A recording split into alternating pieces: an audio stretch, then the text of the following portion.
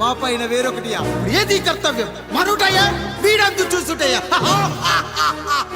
రాయుడు, నీకు క్షమాభిక్ష పెట్టుటకు మా అంతర్కరణం అంగీకరించుటలేదే. ఈనాయందు ప్రవహించు రుధిరము నీదే కదా, నీదే అని విర్రవీగుతున్న ఈ జనం ధనం భోగభ్యోగం నీ నుంచి అపక్రమించి నిన్ను వివస్థలో గావించి మార్గ పదమధ్యమున సంసర్గ ముగ్ధుడ గావించదను. Pedarayudu, time is over. And right time starts now.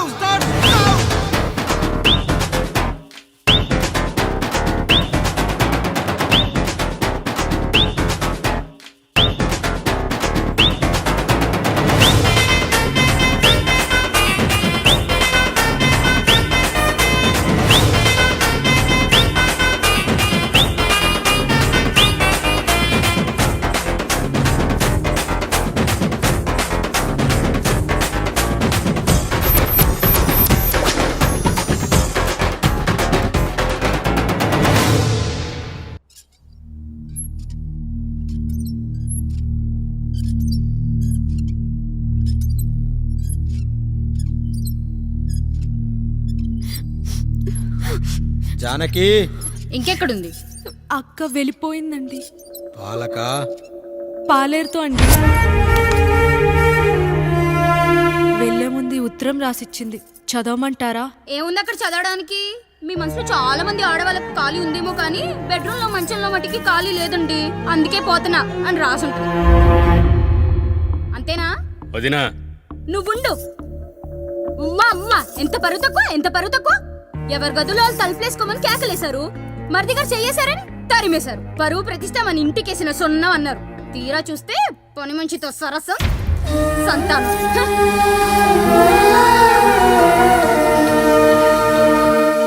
పని చేయించుకొని డబ్బులు ఇవ్వాలి గాని బిడ్డల్నిస్తారని నేనెక్కడా వినలేదమ్మా ఈ చోద్యం. ఇంక మీరు ఆపుతారా?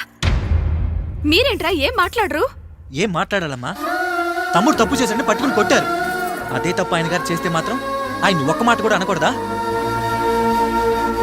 అంటే అమ్మా, రేపు ఎప్పుడైనా మాకు కూడా ఇంకో ఫ్యామిలీ పెట్టుకోవాలని కోరిక కలిగినప్పుడు అప్పుడు నువ్వు చేసిన పనే మేము చేసావు నాన్న అని చెప్పడానికైనా ఇప్పుడు మాట్లాడాలి కదమ్మా. కావాలనుకున్నప్పుడల్లా అమ్మని తెచ్చుకున్న ఆయనకి తమ్ముడికో ఆడతోడు కావాలని తెలియదా? రోజు బట్టలపి స్నానం చేస్తాడు కదా. తమ్ముడు బాగా ఎదిగాడని అర్థం కాలేదా? పని మనిషితో ఆయన చేస్తే శృంగారు, ఆవిడ కూతురుతో నేను చేస్తే వ్యభిచారమా?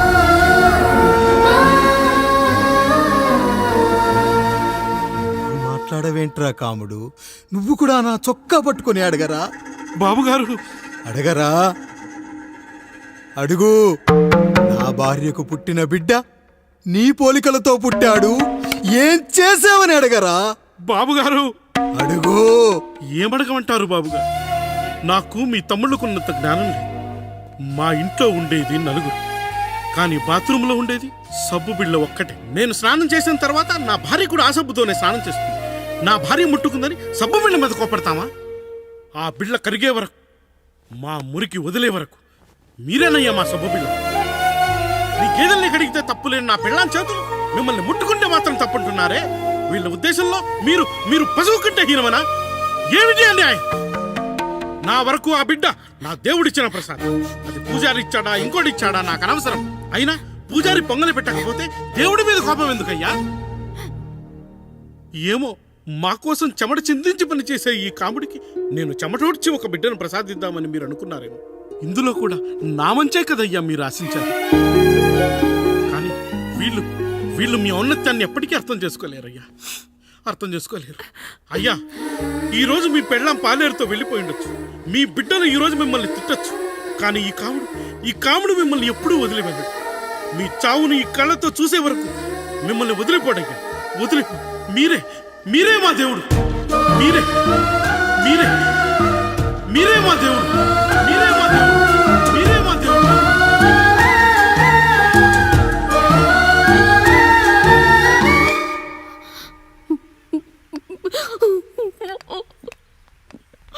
చిన్నయ్య కాఫీ. చిన్నయ్య కాదు, చిన్నోడు. నేను మీ అక్క కొడుకును. నువ్వెందుకు ఏడుస్తున్నావమ్మా? చిన్నోడా, పెద్దయ్య గురించి అలా మాట్లాడకయ్యా. పెద్ద మనిషి డబ్బుంటే గుడి కట్టాలి, బడి కట్టాలి. వెళ్ళిన చోటల్లా కనిపించిన దానికల్లా బిడ్డలు నెచ్చుకుంటూ పోరు. ప్రతి ఊళ్ళో చెట్లు నాటించడానికి వాడేమో నాశో కూడా. గుప్పెడంత ఉల్లిని కోస్తేనే కన్నీళ్ళు వస్తాయి. బారెడంత నా తల్లి మనసు కోసాడు. వాడి కన్నీళ్లు కాదు, రక్తం రావాలి, వచ్చేలా చేస్తా. మనల్ని ఇంతగా మోసం చేసిన వాడికి ఆస్తి 3 పిల్లలు, నీకు మాత్రం పేదరికం ఒక్కడే పంట. వద్దు చిన్నయ్య, వద్దు చిన్నయ్య.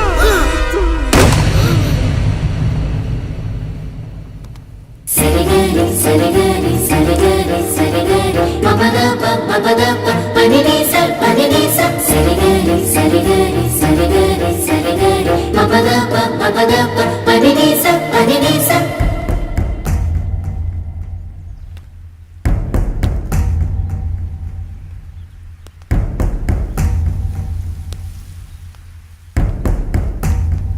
నాన్న నాన్న, బాబు గారు, బాబు గారు కాదు నాన్న, నేను నీ బాబు నాన్న. మీరు మా పెద్దయ్య బిడ్డ కదయ్యా. కష్టపడి రైతు దుక్కి దున్ని కోత కోస్తే విత్తనాల ఫ్యాక్టరీ వాడొచ్చి ఈ పంట నాది అంటే ఒప్పుకుంటావా నాన్న? ఈ భూమి నీది, ఈ పంట నీది. నేను నీ బిడ్డను నాన్న, నీ బిడ్డను. కానీ ఆ రూపం, ఈ ముఖం ఒక్కడే వాడిది నాన్న. కింద బాడీ చూడు, ఇద్దరం ఒకేలా లేవు.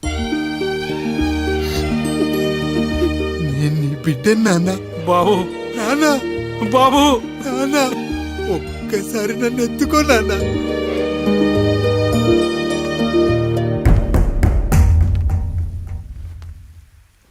సరిగరి సరిగరి సరిగరి సరిగరి మపదప మపదప పనినిస పనినిస సరిగరి సరిగరి సరిగరి సరిగరి మపదప మపదప పనినిస పనినిస.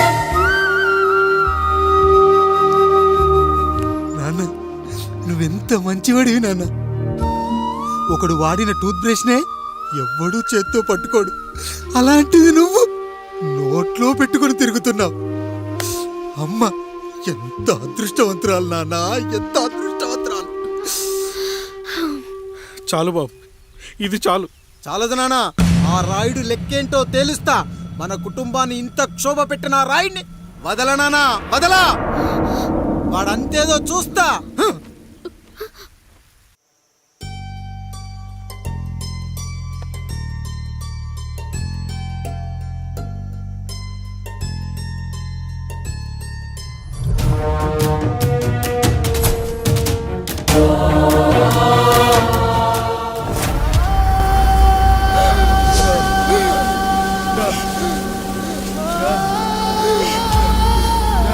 అయ్యా చూడండి అయ్యా, వీళ్ళని చూసాకైనా మీ మనసు కరెక్ట్ లేదా? తాగటానికి నీళ్లు లేక చావు బతుకుల మధ్య కొట్టు పెట్టాడుతున్నారయ్యా. పచ్చగా ఉండే ఈ ప్రాంతానికి ఏం దిష్టి తగిలిందో ఏమో. భూమిలోనే కాదు, మా కళ్ళల్లో కూడా నీరు ఇంకిపోయేలా చేశాడా దేవుడు. ఈ గంత మీ చేతుల్లోనే ఉందయ్యా. చూడమ్మా, వర్షాలు లేక కరువుతో రాష్ట్రం కష్టాన్ని కూడా అరువు తెచ్చుకుని బతుకుతుంది. నా కాళ్ళ మీద పడితే ఏమీ రాదు, పైనుండి వర్షం పడాలి. అయ్యా మినిస్టర్ గారు, మీరైనా ఏదో ఒకటి చెయ్యండి అయ్యా.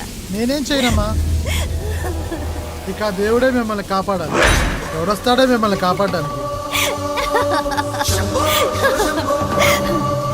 ఎన్నాళ్ళు అడుగుతారా ఎవడొస్తాడు, ఎప్పుడొస్తాడు, ఎక్కడి నుంచి వస్తాడు అని? పేదవాడికి కష్టం వచ్చినప్పుడల్లా ఇదే మాట. 70 ఏళ్లుగా హీరో రావాల్సి వచ్చినప్పుడల్లా ఇదే మాట. ఇంకా ఎన్నెళ్ళు అడుగుతారా? ఎవడొస్తాడే మిమ్మల్ని కాపాడడానికని మీరు మమ్మల్ని అడగటం, వస్తాడ్రా అని మేము మీకు చెప్పడం. అయినా సరే మళ్ళీ మీకోసం ఇంకోసారి చెప్తున్నాను, వస్తాడు, వస్తాడు. ఆకాశాన్ని చింపుకుంటూ వస్తాడు, నేలను పగలగొట్టుకుంటూ వస్తాడు. ఎవడు? దేవుడు. దేవుడా? రాయికి వరమిచ్చిన రాముడు దేవుడైతే, ద్రౌపదికి చీరిచ్చిన కృష్ణుడు దేవుడైతే, ఈ ఊరికి ఆయనే దేవుడు. ఆ దేవుడికి ఇంకో పేరే రాయుడు, పాపా రాయుడు, పాపా రాయుడు.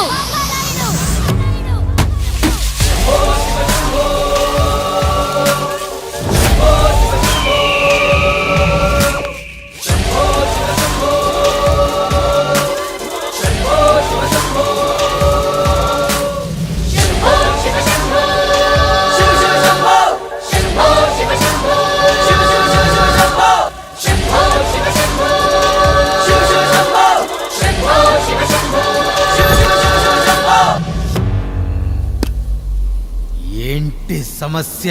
అయ్యా ఊరికి కరువు వచ్చింది. అదిగో ఆ నలుగురు దాహంతో చనిపోతున్నారయ్యా.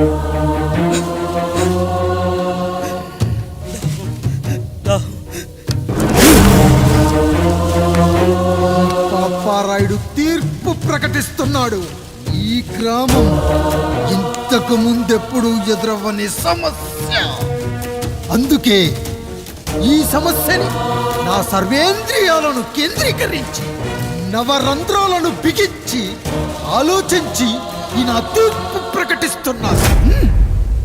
దాహంతో అలమటిస్తున్న ఆ నలుగురికి వెంటనే బావులు తవ్వించి వాళ్లకు నీళ్ళివ్వండి. అంత సమయం లేదయ్యా. మరో 5 నిమిషాల్లో వారి చేత నీళ్లు తాగించిపోతే చచ్చిపోతారయ్యా. పూజారి, మరేంటి ఇప్పుడు దీనికి పరిష్కారం? నృత్యం. సంగీతానికి శిలలు, నృత్యానికి మేఘాలు కరుగుతాయని శాస్త్రం చెబుతుంది. ఆ నాట్యానికి ఆకాశం కరిగి వెంటనే వర్షం పడాలి. అందుకు ఆ నటరాజైన శివుడే మార్గం చూపించాలి.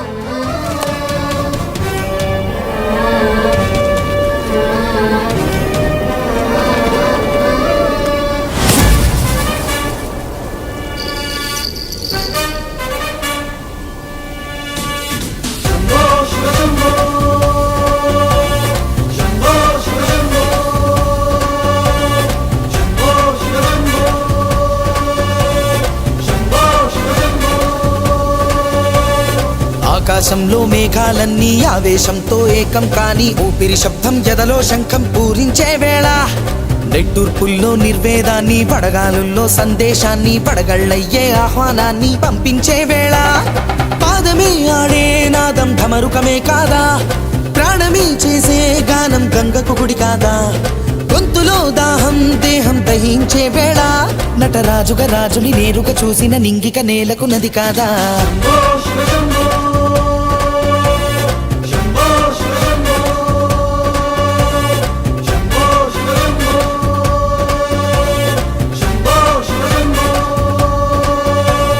నిమిషం విషమైతే గళమే సిద్ధం అని చెప్పే శివతత్వమే, వేషం వేయించే నాట్యం చేయిస్తే మేఘం పులకించదా, ఊరికే బాధే మోసే రాజే కాడంటూ ఊరికై యుద్ధం చేసే శక్తి ఉందంటూ, మండిన హోమంలో నా సమిధే తానంటూ తన దేహమే మబ్బుగా స్వేదమే బానగ గొంతులు నేరుగా తడిపేనా.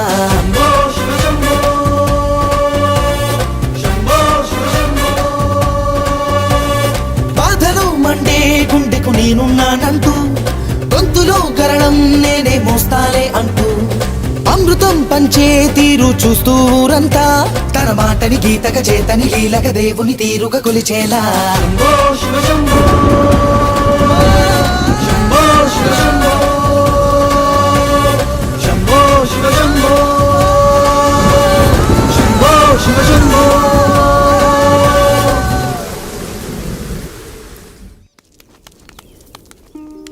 అయ్యా, దేవుడిచ్చిన ప్రసాదం అనుకుని నలుగురిని కన్నాను, ముగ్గురికి పెళ్లి చేయగలిగానయ్యా. ఈ ఊరు ఏమిచ్చినా మీరు తీసుకుంటారు కదయ్యా, ఇది మిగిలిపోయింది, తమరే ఏదో ఒకటి చెయ్యండి అయ్యా.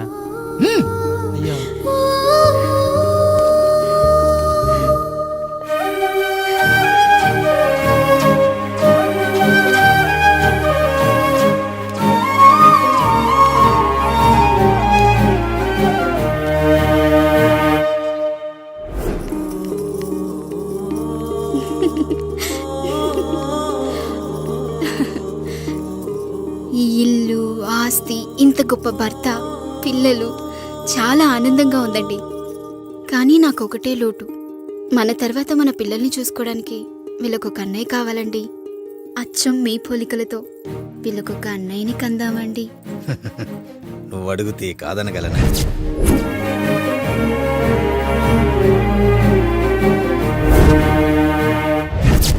నానా, రాయుడెక్కడా? ఇప్పుడే వస్తున్నాను నాన్న.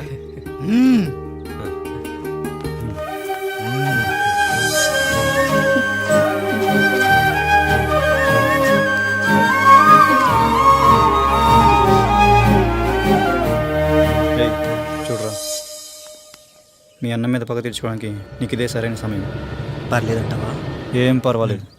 అయ్యా, ఎరా రంగా, ఏం కావాలో అడగరా. నీకంటూ ఏమి ఇవ్వలేదు, నువ్వు ఏమి అడగలేదు. చెప్పరా. మా అన్నకు నాకు పడట్లేదయ్యా. తోడ పుట్టినవాడని చాలా సహించాను. అడ్డమైన దానాలు చేసి ఆస్తి మొత్తం పోగొట్టాడు. ఇప్పుడేం కావాలరా. కొద్దిగా ఈ కత్తి తీసుకొని వాడిని చంపి పెట్టండి అయ్యా.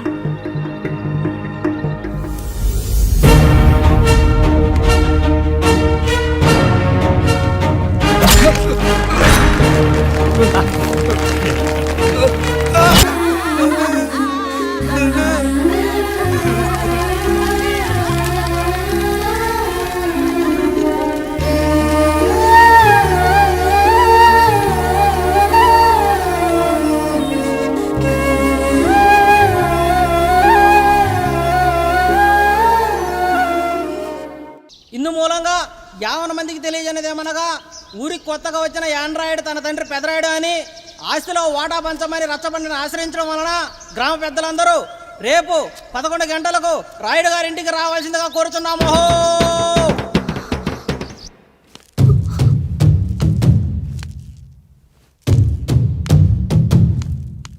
ఎందుకొచ్చారు? తన తాత పాపారాయుడు గారు ఆస్తి తనకు కూడా కావాలంటూ పంచాయతీలో ఫిర్యాదు చేశాడయ్యా.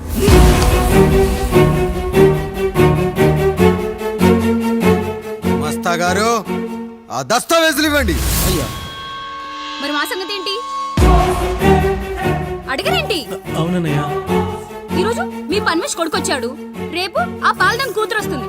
ఇలా వచ్చినోళ్ళంతా మీ సంతానమని తెలిసాక అదిగో ఆ కాముడు చెప్పినట్టు మా ఆయన వాటా కిందో బాత్రూము, నాకో సబ్బు బిల్ల, నా పుట్టబోయే బిడ్డకో బొట్టు బిల్ల, ఇదే మిగులుతుంది. అయినా ఊరి జనాభా కన్నా అన్నయ్య పిల్లల సంఖ్య ఎక్కువైపోతుంది. వాళ్ళందరూ ఇంటి మీదకి వచ్చే లోపు మా ఆస్తి మాకు ఇచ్చేస్తే మా బతుకులు మేము బతికేస్తాంగా. అవునన్నయ్య, మా ఆస్తి మాకు కావాలంతే. ఎవరిని పట్టుకుని ఏం మాట్లాడుతున్నారయ్యా? ఉన్నప్పటి నుంచి ఆయన మిమ్మల్ని సాగుతూ ఉన్నారు. ఈరోజు పెరిగి పండయ్యాక మా దారి మేము చూసుకుంటా అనడం న్యాయం కాదయ్యా, న్యాయం కాదు. ఏ ఆయన నీకో కొడుకునిచ్చాడా? వాడి పేరేంటి? ఐఫోనా? ఎరా, ఆస్తి కావాలా? 4 బ్రష్లతో తోముకుంటే ఎక్కడ విడిపోతామో అని నా బ్రష్ టూత్ పేస్ట్ నీకు త్యాగం చేసినప్పుడు అప్పుడు అడగాల్సిందిరా. అన్నయ్య ఆస్తి కావాలి అని. ఎరా, నేను వాడిపారేసిన లంగోటాలు మార్చి మార్చి చొక్కాలు చేతిగుడ్డలుగా వాడారే, అప్పుడు అడగాల్సిందిరా అన్నయ్య ఆస్తి పంచు అని. నువ్వు 6 నెలల పసిగందుగా ఉన్నప్పుడు పాల కోసం ఏడుస్తుంటే నిన్ను తీసుకెళ్లి పసుల దొట్లో కట్టేశానే, అప్పుడు అడగాల్సిందిరా అన్నయ్య నాకు ఆస్తి కావాలి. మా తండ్రి గారు పాపారాయుడు పోలికలు నాకు, నా పోలికలు ఆండ్రాయిడ్కి. అసలు మా కుటుంబంలో ఏ పోలికలు లేని మీకు ఎందుకు ఇవ్వాలరా ఆస్తి? ఆస్తి లేదు, గీస్తి లేదు. Get out, get out, get out, get out, get out, get out అని నేను అనొచ్చు, కానీ అనగలనట్రా? అనలేను. ఎందుకంటే మీరంతా నా తమ్ముళ్ళు, నా చెల్లెళ్ళు. రక్తం తాగిన దోమ కూడా వెళ్ళేటప్పుడు కృతజ్ఞతగా ఏ మలేరియానో టైఫాయిడో వదిలి వెళ్తుంది. కానీ రక్తం పంచుకొని పుట్టిన మీరు ఈ అన్నయ్య కోసం ఆస్తి కూడా వదల్లేకపోతున్నారు కదరా. గుమస్తా గారు, నా యావదాస్తి నా తమ్ముళ్లకు, చెల్లెళ్లకు వాళ్ళ పేర్ల మీద రాయండి. నాకు చిల్లి గవ్వ కూడా అక్కర్లేదు. ఇక ఈ ఇంటికి నాకు ఎటువంటి సంబంధం లేదు. లక్ష్మి, సావిత్రి, మీ చీరలు విప్పేయండి. ఇక్కడికి వచ్చేటప్పుడు ఏ చీరలు కట్టుకున్నారో వెళ్ళేటప్పుడు కూడా అదే చీరలు కట్టుకోండి. వెళ్ళిపోదాం. దస్తావేజులు తీసుకురండి.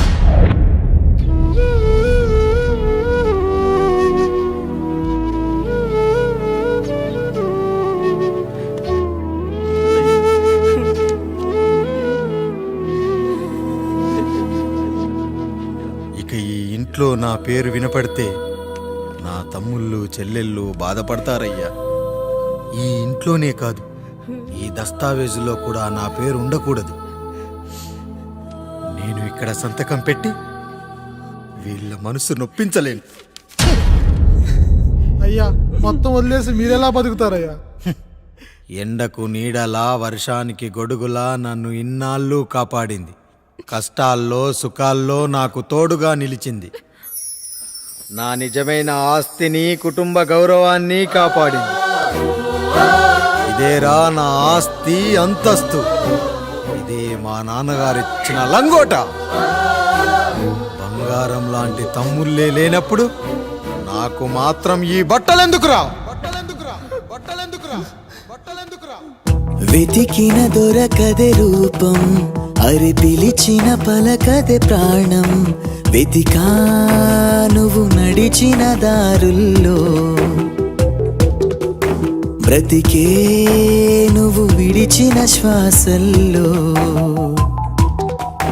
హో నీడనడిగా గాలినడిగా ఎక్కడని నా ప్రాణం. ఏరునడిగా ఊరునడిగా ఎందుకని మౌనం. బాధనను విడువనని తడిమినది వెంటపడి.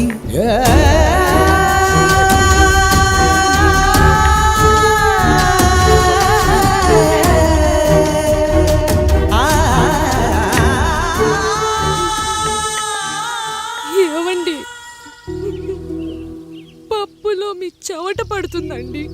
ఇడ్లీలో 2 చెంచాల ఉప్పు తగ్గించు లక్ష్మి.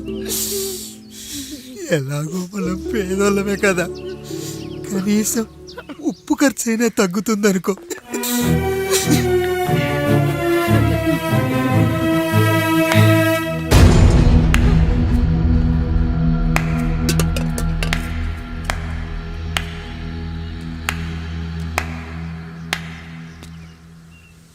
పప్పు రుబ్బుతున్నావా పెదరాయుడు?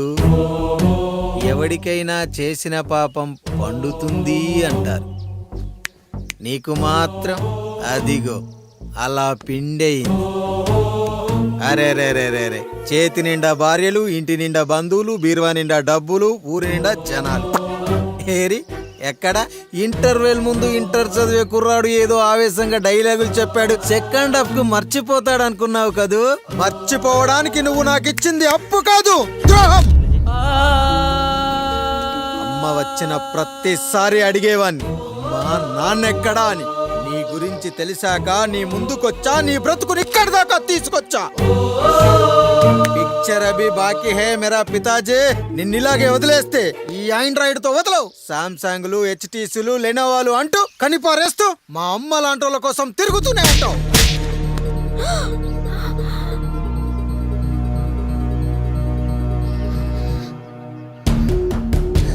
అమ్మా అమ్మా, ఛీ, నన్ను అలా పిలవకురా. ఎవరిని పట్టుకొని ఎన్ని మాటలు అంటున్నావురా? రాయికి వరమిచ్చిన రాముడు దేవుడైతే, ద్రౌపదికి చీరిచ్చిన కృష్ణుడు దేవుడైతే, నాకు బిడ్డనిచ్చిన ఆయన కూడా దేవుడేరా. ఏంటి, ఇలానే వదిలేస్తే బిడ్డల్ని కంటూ వెళ్తాడా? అసలు ఆయన కంటూ సొంతంగా ఒక్క బిడ్డ కూడా లేడు.